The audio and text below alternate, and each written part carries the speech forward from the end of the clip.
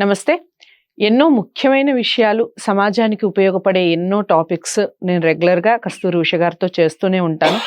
మీరు మంచి స్పందన ఇస్తూ ఉన్నారు. సో, ఇందులో భాగంగా రామనవమికి సంబంధించి ఒక మంచి టాపిక్ మాట్లాడబోతున్నాం. అదేమంటే రాముడు అందరికీ తెలిసిన దేవుడే కదా! అది కాదు. అసలు రాముడిని మనం ఏ విధంగా చూడాలి? ఒక దేవుడిలా కొలుస్తాం. ఒక భక్తితో అన్ని పూజలు చేస్తాం. కానీ రాముడు నిజంగా దేవుడు ఎందుకయ్యాడు? ఈ విషయాల మీద ఈరోజు మాట్లాడబోతున్నాను కస్తూరి ఉష గారితో. మేడం ఏం చెప్తారో శ్రద్ధగా వినండి. ఎక్కడ స్కిప్ చేయకండి. నమస్తే మేడం. నమస్తే. రాముడు మంచి బాలుడు అనే మాటని వింటూ ఉంటాం. అసలు ప్రతి అమ్మాయి చాలా వరకు రాముణ్ణి మించిన దేవుడు లేడు అని కొలుస్తూ ఉంటారు. ఎందుకంటే ఏకపత్ని వ్రతుడని చాలా వరకు తెలుసు కాబట్టి. ఎందుకు రాముడు దేవుడయ్యాడంటారు? మీరేం చెప్తారు? ఇక్కడ రాముడు దేవుడి కంటే కూడా మనిషి అన్నవాడు ఎలా నడుచుకోవాలి అన్న దానికి ఒక ఆదర్శం రాముడు. ముందు అది తీసుకోవాలి మనం. ఇప్పుడు చిన్నపిల్లాడిగా ఉన్నప్పుడు రాముడు చిన్నపిల్లాడిగా ఉన్నప్పుడు విశ్వామిత్రుడితోటి అడిగితే వెళ్ళిపోయాడు చూడండి. విద్య నేర్చుకోవడం కోసం గురుకులానికి వెళ్ళాడు. ఎక్కడ తండ్రి మాటని రాముడిని ముందు మనం ఆదర్శంగా తీసుకునేది తండ్రి మాటని జవదాటలేదు. ఫస్ట్ మెయిన్ కాన్సెప్ట్ అది. తండ్రి మాటని జవదాటలేదు అంటే తండ్రి ఏం చెప్తే అది చేశాడు, అక్షరాల శిరసావహించాడు. అంటే ఇప్పుడు రాముణ్ణి తండ్రి నిప్పుల్లో దూకమని లేదు, ఆత్మహత్య చేసుకోమని లేదు, సరిగ్గా చదువు అని కూడా ఎప్పుడు దశరథుడు అడిగినక్కడ ఎక్కడంటే ఎక్కడ మనకి ఆధారాలు లేవు. కానీ ఒక కొడుకుగా అంటే ఒక పిల్లవాడుగా ఎదిగే వయసులో ఒక పిల్లలు ఏం చేయాలి, ఏం చేయొచ్చు, దేన్ని నేర్చుకోవాలి, దేన్ని అనుసరించాలి అన్న దాన్ని ఒక పర్ఫెక్ట్నెస్ ని చూపించాడు. అందుకే రాముడు దేవుడి కన్నా కూడా ఒక ఆదర్శ పురుషుడు అయ్యాడు. ఆదర్శ పురుషుడు అంటే ఏంటి? ఎస్, రోల్ మోడల్స్ అంటారు కదా, వాళ్ళు మనకి రోల్ మోడల్ అంటారు. ఇప్పుడు మనము ఎవరైనా అవసరానికి మనకి అపాయంలో లేదంటే మనం ఏదైనా ఆపదలో ఉన్నప్పుడు ఆదుకున్నారనుకోండి, దేవుళ్ళ ఆదుకున్నాడు అని అనుకుంటాం కదా మనం. ఎవరినైనా అయ్యో దేవుళ్ళ టైంకి అడ్డం పడ్డారు అనుకుంటాం మనం. అంటే ఆయన ఎవరు? వాళ్ళు దేవుళ్ళు కాదు, కానీ మానవత్వంతో ముందుకు వచ్చారు. అయ్యో ఈ మనిషికి కష్టం వచ్చింది కాబట్టి ముందుకు వచ్చారు వాళ్ళు. అలాగే ఈ భూమి మీద ప్రతి మనిషి జన్మకి ఒక కారణం ఉంటుంది. ప్రతి మనిషి జన్మకి ఒక కారణం ఉంటుంది. ఏదో ఒక ప్రతి వాళ్ళు కారణ జన్ములే. వాళ్ళు రావణాసురుడు కారణ జన్ముడే, రాముడు కారణ జన్ముడే. అలాగా ప్రతి మనిషి ఒక కారణం ఉంటుంది. అంటే వాళ్ళు చేసిన కర్మ రిటర్న్స్ అంటారు చూడండి. చేసిన కర్మ మళ్ళీ మనకి ఎదురు చూపిస్తూ ఉంటుంది. అలాగా ప్రతి మనిషి ఒక కారణ జన్ముడే. చేసిన కర్మల్ని మళ్ళీ అనుభవించడం కోసమైనా మళ్ళీ జన్మెత్తి ఆ పుణ్యమో పాపమో అనుభవించి పోవాల్సిందే, బాధో కష్టమో నష్టమో. అయితే ఇక్కడ ఒక స్టూడెంట్ గా రాముడు మనకి బాలకాండలో చదువుతాం. విశ్వామిత్రుడు యజ్ఞం చేసేటప్పుడు దాని మీద రాక్షసులు చేసే దాడిని తన విలువిద్యతోటి ఆపాడు, బాణాలతోటి ఆపాడు దాడిని. అంటే రాక్షసులు ఎవరిని హర్ట్ చేయలేదు, ఒక గొడుగులాగా పట్టి ఆపాడు అనేది మనం రామాయణంలో చదువుతాం. అంటే అక్కడ రాముడి యొక్క చదువుకున్న నైపుణ్యం, రాముడి చదువు యొక్క నైపుణ్యం అక్కడ మనం అర్థం చేసుకోవాలి. మరి సినిమాలో ఒకే హీరో బట్టలు నలగకుండా మొహం మీద మట్టి అంటకుండా 100 మందిని కొడితే చాలా హ్యాపీగా క్లాప్స్ కొట్టి విజిల్స్ వేస్తున్నాం కదా. ఇక్కడ ఆయన ఆ పని చేయట్లా, తన విద్యని అక్కడ చూపిస్తున్నాడు. అంటే చదువు నైపుణ్యాన్ని, తను నేర్చుకున్న విద్య యొక్క నైపుణ్యాన్ని చూపించాడు. అంటే ఇక్కడ రాముడికి ఒక స్టూడెంట్ గా రాముడిని ఫాలో అవ్వాల్సింది ఏంటి? నేర్చుకున్న విద్యని ఆ లెవెల్లో, నైపుణ్యాన్ని, ఆ టెక్నిక్ ని అంత లెవెల్లో వాడటానికి అవకాశం మనసు మనిషికి ఉండాలి, ఒక స్టూడెంట్కి ఉండాలి అన్నది రాముడు ఇచ్చిన ఆదర్శం. అది బాలకాండలో రాముడు స్టూడెంట్ గా ఉన్నప్పుడు. తర్వాత రాముడు స్వయంవరానికి వెళ్ళాడు. గురువుగా అంటే ఆ రోజుల్లో గురువుని అంత నమ్మేవాళ్ళు. తల్లిదండ్రుల తర్వాత ఇప్పుడు మనకు మాతృదేవో భవ, పితృదేవో భవ, ఆచార్య దేవో భవ అన్నారు. ఈ 3 అంటే ఈ తల్లి, తండ్రి తర్వాత సమానమైన హక్కు, సమానమైన బాధ్యత ఇక్కడ గురువుకుంది. గురువుకి ఇస్తారు. ఇచ్చారు. అందువల్ల స్వయంవరానికి గురువు తీసుకెళ్ళిపోతే వెళ్ళాడు. మరి ఆ గురువు ఒప్పుకున్న సంబంధాన్ని స్వయంవరానికి యాక్సెప్ట్ చేసిన దానికి దశరథుడు కూడా వచ్చాడు కదా! ఆత్తరి మీరెవరు అని అనలేదు. నా కొడుకుకి మీరెవరు అనలేదు. అంటే ఆ గురువు పాత్రకి ఇచ్చినటువంటి ప్రాధాన్యత రామాయణంలో గురువు పాత్రకి ఇచ్చినటువంటి ప్రాధాన్యం అది అనుకోవచ్చు. ఇప్పుడు వాళ్ళ అమ్మ నాన్న ఇష్టం లేకుండా ఆయన ఊరు పెళ్లి చేయడానికని అనే క్వశ్చన్ ఎవరైనా వేసుకోవచ్చు. ఇది ఆ పాత్రకి ఇచ్చినటువంటి ప్రాధాన్యం, ఆ గురువు అనే పాత్రకి. ఈ శ్లోకం చెప్పినప్పుడు నాకు ఒక విషయం గుర్తొచ్చింది. మొన్న ఒక స్కూల్లో పిల్లలు ఈ శ్లోకం చెప్పినప్పుడు నిజంగా నాకు ఒళ్ళు పులకరించింది. పిల్లల నుంచి కూడా ప్రతి మనిషి దగ్గర నుంచి నేర్చుకోవాల్సింది ఒకటి ఉంటుంది. మాతృదేవో భవ, పితృదేవో భవ, ఆచార్య దేవో భవ, అతిథి దేవో భవ, అన్నదాత సుఖీ భవ అన్నారు వాళ్ళు. అసలు అది నేను ఈసారి నుంచి ఈ పిల్లల్ని నేను ఫాలో అవ్వాలి అనుకున్నాను ఈ శ్లోకం చెప్పినప్పుడు. అంటే వాళ్ళు రైతుని కూడా అందులో చేర్చారు. ఇప్పుడు అమ్మ నాన్న బాధ్యతగా అమ్మ అన్నం వండుతోంది, నాన్న సంపాదిస్తున్నాడు, గురువు చదువు చెప్తున్నాడు, అతిథులు గౌరవించాలి, గురువు చదువు చెప్తున్నాడు, అందరూ తినటానికి రైతు పండిస్తున్నాడని వాళ్ళు ఆ రైతుని కూడా అదే లైన్లో చేర్చారు. నాకు నిజంగా చాలా హ్యాపీ అనిపించింది. నిజంగా ఆ స్కూల్ వాళ్ళకి ఈ ఛానల్ ఆ పిల్లలకి నిజంగా really hats up to them. ఇప్పుడు అది ఎలా చెయ్యాలి అన్నదాన్ని వాళ్ళు రాముడి పాత్రలో చెప్పాడు. ఇప్పుడు మనం ఒక సినిమా చూసినప్పుడు అందులో నాయకుడు ప్రతినాయకుడు ఇద్దరు ఉంటున్నారు కదా. అలాగే సీతని స్వయంవరంలో పెళ్లి చేసుకున్నాడు, వచ్చాడు, అక్కడ పెట్టిన పరీక్షలను నెగ్గాడు. ఇక్కడ చూడండి, ఇక్కడ ఒక పెళ్లి విషయాల్లో వైవాహిక మన ఇప్పుడు ప్రజెంట్ పెళ్లిలో ఉండే ఒప్పందాల్లో అక్కడ కట్న కానుకలు అవి ఏమీ లేవు. రాముడు ఎంత గొప్పవాడు అంటే, ఒక భర్తగా ఉండేవాడు ఎంత గొప్పగా ఉండాలి, ఎంత ఒక రాజకుమారుడికి ఉండాల్సినటువంటి లక్షణాలు ఏంటి అన్న దాన్ని శివధనస్సు విరచటంలో చూపించాడు. అది అక్కడ తను నెగ్గాడు. అండ్ సెకండ్ థింగ్, ఇంకొకటి ఇక్కడ ఆలోచించాల్సిన విషయం, పెళ్లి చేసుకుని వచ్చేటప్పుడు అక్కడ ఆ పెళ్లి విషయంలో కన్యాదానం అంటే ఇప్పుడు కూతుర్ని ఇచ్చి పెళ్లి చేస్తున్నాడు, కన్యాదానం చేస్తున్నారు. మన హిందూ సాంప్రదాయంలో కన్యాదానం చేస్తారు కదా పెళ్లిలో. చేసినప్పుడు దశరథుడు ఏమన్నాడంటే, మీరు దానం చేస్తుంటే నేను దానం పుచ్చుకునేవాడిని, మీరు ఎలా చెబితే మేము అలా ఉండాలి అంటే.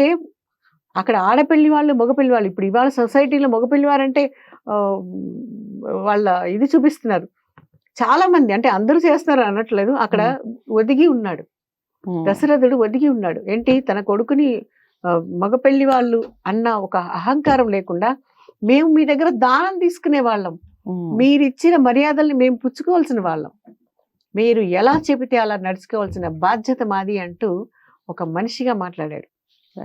ఇది కూడా రామాయణంలో ఇచ్చిన సమాజానికి ఇచ్చినటువంటి ఒక సందేశం. అలాగే తండ్రి మాట జవదాటని రాముడిని రామాయణంలో చెప్పినప్పుడు ఇక్కడ తండ్రి యొక్క పరువు ఏంటి, కైకేయికి ఇచ్చినటువంటి వరాలు, అందులో ఆవిడ నాకు కావలసినప్పుడు అడుగుతాను అంది.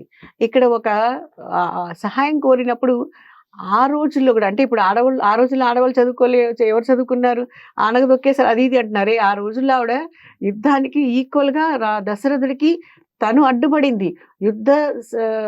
యుద్ధంలో రథం శీల ఊడిపోతే తన ఉంగరాన్ని అడ్డపెట్టి అంత ఫాస్ట్గా షార్ప్గా ఆలోచించి ఆ యుద్ధంలో తను సహాయపడింది. రథానికి రిపేర్ చేసింది అక్కడ. అప్పుడు వరం ఇచ్చాడు, నీకు 2 వరాలు ఏదంటే కోరుకోమన్నాడు. సరే, అది ఇక్కడ అడిగింది ఆవిడ. అఫ్కోర్స్ ఎవరి పిల్లలు వాళ్ళు రాజ్యానికి అధికారం కావటం అన్నది తనకి కోరికది, తను అడిగింది. తను అడిగినప్పుడు ఇచ్చేస్తానన్నాడు. ఎందుకు, రామ పట్టాభిషేకం చేస్తున్న ఆనందంలో సరే కోరుకో ఇస్తానన్నాడు. ఇక్కడ తండ్రి మాట ఇచ్చాడు.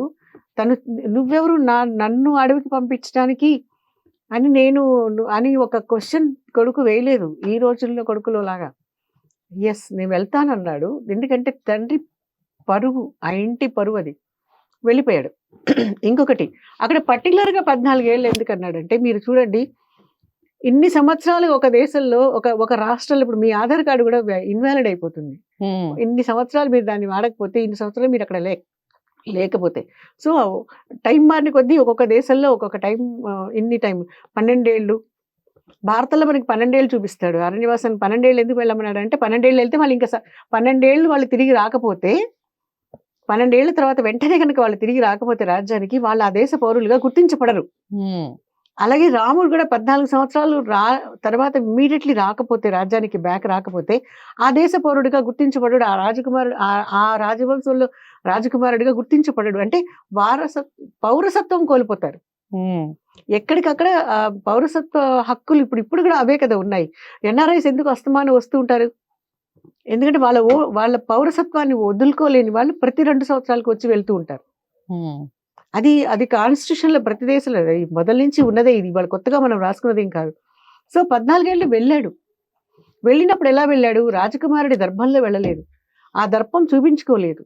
అంటే ఎక్కడికి వెళ్ళినప్పుడు ఎలా వెళ్ళాలో ఆ దీంట్లోనే వెళ్ళాలన్నాడు. ఇప్పుడు మన సపోజ్ ఒక గొప్ప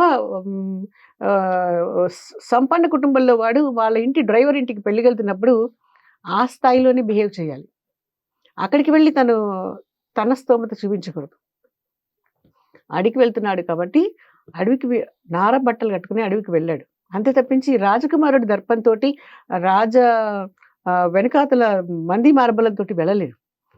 ఒంటరిగానే వెళ్ళాడు. ఇక్కడ భర్త అడుగు జాడలో నడవటానికి అంటే జీవిత భాగస్వామ్యం సీత చూపించిన ఆదర్శం అదే. తో పాటు వెళ్ళి అంతే తప్ప నువ్వు వెళ్ళు, నేను ఇక్కడ వచ్చేటప్పుడు నాకు ఒక మెసేజ్ పెట్టి నేను మళ్ళీ బ్యాక్ వస్తానని చెప్పలేదు ఆవిడ. నువ్వెక్కడుంటే నేను అక్కడే ఉంటాను అంది. అది ఇక్కడ మీరు ఆదర్శము దానికి ఇంకా ఏమైనా చాలా పేర్లు పెట్టుకోవచ్చు. అంటే అదొక బానిసత్వమా, లేదంటే అదొక హెరాస్మెంటా, లేకపోతే దీని మీద 420 కేసులు వేయాలా, ఇలాంటివన్నీ మాట్లాడుకుంటారు. ఆవిడ తన బాధ్యత ఎక్కడ ఉంటే అక్కడే, నువ్వెక్కడ ఉంటే నేను అక్కడే అంది. తనతో పాటు వెళ్ళిన లక్ష్మణుడు అన్నయ్యకి కాపలా, అంటే వీళ్ళిద్దరు వెళ్తున్నప్పుడు అన్నయ్యకి ఒక సాయం ఉండాలి కదా. అన్నదమ్ముల మధ్యలో ఉండే అనుబంధాన్ని చూపించాడు అక్కడ. అంతే తప్ప లక్ష్మణుడు బానిసత్వం చేయలేదు అక్కడ, గుర్తుపెట్టుకోండి. అన్నదమ్ముల మధ్యలో అనుబంధానికి చూపించడానికే రామలక్ష్మణుడు. వాళ్ళు చూడండి రామలక్ష్మణుల్లా ఉంటారంటారు. మరి కంపారిజన్ ఎందుకు చేస్తారు? అన్నదమ్ముల మధ్యలో ఉండే అనుబంధం. వాలసుగ్రీవిలా కొట్టుకు వస్తున్నారు వీళ్ళు అంటారు. విన్నారో లేదో మీరు? అది వాళ్ళ మధ్యలో ఉండే అనుబంధం కదా. ఈ తేడా ఇక్కడ మనిషిగా పుట్టినప్పుడు ఎలాంటి క్వాలిటీస్ మనిషికి ఉండాలి అంటే ఏ స్థాయిలో, పిల్లలుగా ఉన్నప్పుడు, పెద్దవాళ్ళుగా ఉన్నప్పుడు, వయసు అయినప్పుడు, వయసు అయిపోయినప్పుడు, దర్పం హోదా వచ్చినప్పుడు ఎలా బిహేవ్ చేయాలి. ఒక రాజు పరిపాలించేటప్పుడు, ఇప్పుడు మన రాజకీయమే తీసుకుందాం. ఒక రాజుగా ఉన్నప్పుడు తన ధర్మాన్ని పాలించడానికి ప్రమాణం చేసేటప్పుడు చేస్తారు కదా. ఎలాంటి రాగద్వేషాలకి అతీతంగా నేను ప్రమాణం చేస్తున్నాను మంత్రి పదవికి అను. వాడు మొన్నటి నుంచి చేసేది వాళ్ళ చుట్టాలకి ఎన్ని డబ్బులు వస్తాయి, వాడికి ఎన్ని డబ్బులు వస్తాయి, చుట్టాల పేర్లో వాడు ఎన్ని కోట్లు సంపాదించగలడని మాత్రమే ఆలోచిస్తున్నారు. ఒక రాజుగా రాముడు ఇచ్చినటువంటి ఆదర్శం ఏంటంటే, అక్కడ ఎవరో అన్నారు మాట తేడా ఉందన్నాడు, సీతను వదిలేశాడు. ఒక రాజుగా తన ధర్మాన్ని పాటించాడు, ఒక భర్తగా బాధపడ్డాడు. మళ్ళీ అదే సీత ఒక భర్త తన్ని అడవులకు పంపించేసినప్పుడు ఆ పౌరుషంతో మళ్ళీ తిరిగి అది అయోధ్యకి రాలేదు. ఒక లేడీ పౌరుషాన్ని అక్కడ చూపించింది సీత. ఇక్కడ ఆమె ఏం తక్కువ తెలియలేదు. అన్ని అడవులతో పాటు ఆయనతో పాటు వెళ్ళిన సీతే ప్రజల నింద విని నన్ను వదిలేసావు కదా. ఆ పౌరుషం ఒక ఆడదానికి ఉండాల్సిన పౌరుషం మళ్ళీ తిరిగి అయోధ్యకి రాలేదు. ఆవిడ పిల్లల్ని అప్పగించింది, భూమిలోకి వెళ్ళిపోయింది. భూమిచే కదా ఆవిడ, వెళ్ళిపోయింది భూమిలోకి, రాలేదు. అందుకే అంటారు ఆయన 2 చేతులతో పట్టుకున్న ఆవిడ జుట్టుని కుడి చేతిలో ఉన్న 2 దర్భలుగా మిగిలిపోయాడు అది భూమి మీద. ఇప్పుడు మనం దర్భలు వాడతాం చూడండి, దర్భ గడ్డి ఉంటుంది కదా, అదిగా మిగిలిపోయేట దేశ భూమి మీద. అది రామాయణం సమాజానికి ఇచ్చినటువంటి ఆదర్శం. అందుకే రాముడు ఆదర్శ పురుషుడు అయ్యాడు. రైట్. అందుకే ఆ సీతారాముల కళ్యాణం అంటే ఇప్పుడు మన రామనవమి వస్తుంది. సీతారాముల కళ్యాణం లోక కళ్యాణం కోసం చేశాడు. వాళ్ళిద్దరి పెళ్లి దాంట్లో ఒక సందేశం ఉంది. అంటే బాగా సంపాదిస్తున్న మొగుడు సడన్ గా ఉద్యోగం పోతే వదిలేసే అమ్మాయిలు చాలా మంది ఉన్నారు ఈరోజు కదా. సడన్ గా జబ్బు పడిపోయిన మొగుడిని వదిలేసేవాళ్ళు. మరి మనకి చాలా మంది మన పురాణాల్లో చూస్తే కుష్టి వ్యాధి వచ్చిన భర్తని నెత్తి మీద పెట్టుకుని కూడా తిరిగిన సతీ సుమతి ఉంది కదా. మరి వాళ్ళు ఆదర్శం అంటే అంత భరించాలంటే అన్నిటికీ భరించి అన్నిటికీ భరిస్తానని 7 అడుగులు నడిచే అర్థం అదే కదా. అగ్నిహోత్రం చుట్టూ అగ్ని సాక్షిగా. అది అది ఎవరైనా అంతే. ఇప్పుడు భార్యాభర్త ఇద్దరు భాగస్వామ్యం అక్కడ. వాళ్ళు పంచుకునే బాధ, కష్టం, సుఖం. ఇప్పుడు ఇల్లు ఈఎంఐలో ఇద్దరు కలిసి కట్టుకుంటున్నారు కదా, అది భాగస్వామ్యమే కదా. ఇల్లు నీదా నాదా కాదని అంటే బాధ్యత గల మొగుడు పెళ్ళ ఏం చేస్తారు, బాధ్యతగా సరే ఈఎంఐ నువ్వు సగం, నీ సగం నా సగం, ఇంటి ఖర్చులు నీ సగం నా సగం, పిల్లల చదువులు పెళ్లిళ్ళు ఖర్చు నీ సగం నా సగం, ఎందుకు భరిస్తున్నారు? అది వాళ్ళ రెస్పాన్సిబిలిటీ. ఓకే, ఇది ఎక్కడి నుంచి వచ్చింది అంటే అక్కడి నుంచి వచ్చిన ఆదర్శమే. ఓకే, రాముడు ఎందుకు దేవుడయ్యాడు? ఒక రాజుగా, ఒక అన్నగా, ఒక తండ్రిగా, అలాగే ఒక భర్తగా, ఒక సోదరుడిగా, ఇలా ఏ బంధంతో అయినా ఆయన తన బాధ్యతని సక్రమంగా నిర్వర్తించి తను రాజుగా మెలిగిన రాముడే తను ఒక భర్తగా ఎలా ఉండాలో అలా ఉన్నాడు. అంటే సంపూర్ణంగా కంప్లీట్ మ్యాన్ అనేది, కంప్లీట్ ఉమెన్ అనేది మాట్లాడుకుంటూ ఉంటారు కదా, అలాంటి కంప్లీట్ పర్సన్ ఎవరన్నా ఉన్నారు అంటే ఈ లోకంలో రాముడు అని చెప్తారు. మరి మీకు ఈ వీడియో అందరికీ చేరువ కావాలని కోరుకుంటున్నాను. రాముడి గురించి చాలా అంటే చాలా ఉపమానాలు చెప్పారు ఉష గారు. తప్పకుండా వీడియోని ఫస్ట్ నుంచి లాస్ట్ వరకు చూడండి. నేటి సమాజానికి ఉపయోగపడే ఎన్నో టాపిక్స్ కూడా మాట్లాడారు ఇందులో. తప్పకుండా ప్రతి విషయాన్ని నిజంగా ఇది జరుగుతుంది కదా అనేది ఎక్కడో చోట తడుతుంది ఉష గారు మాట్లాడే ప్రతి మాటలో కూడా. అది ఒకసారి అబ్జర్వ్ చేస్తూ తప్పకుండా లైక్ చేసి షేర్ చేయండి. ఇంకేమైనా మీరు ఇలాంటి వీడియోస్ చూడాలి అనుకుంటే కామెంట్ బాక్స్లో తెలియజేయండి. మరో మంచి వీడియోతో మళ్ళీ మీ ముందుకు వస్తాను. నమస్తే.